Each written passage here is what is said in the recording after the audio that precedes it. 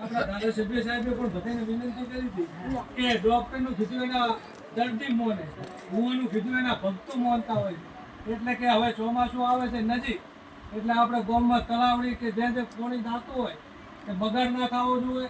અને ખેતરનું પાણી ખેતરમાં રહે, કોઈ કૂવો હોય તો કૂવોમાં આપણે રિચાર્જ પણ કરવાનું છે. ને કોઈ પણ આપણે સરકાર આપણા વગર આવશે એટલે સરકારને પણ ખરેખર વિચારતા થઈ જાય કે ભુવન કહે છે તો ભુવા બીજું કહે છે કે મોન છે, એટલે ભુવાને પણ મારું તો એવું બોલું કે તમે બોલો તો એવું વિચારીને બોલજો કે એની કિંમત આ ભુવા છે તો હોયલા થવાના નથી. ત્યાં છેડે તમારો ગુણ એવો હોવો જોઈએ કે ટોલ થાય એવો શબ્દ કાઢો તો ભુવા તો મળી જાય, પણ ભુવન બોલતા હાથનો કે વિચારવું પડે. સામાન્ય માણસ બોલે બોલક ના મેળવવા.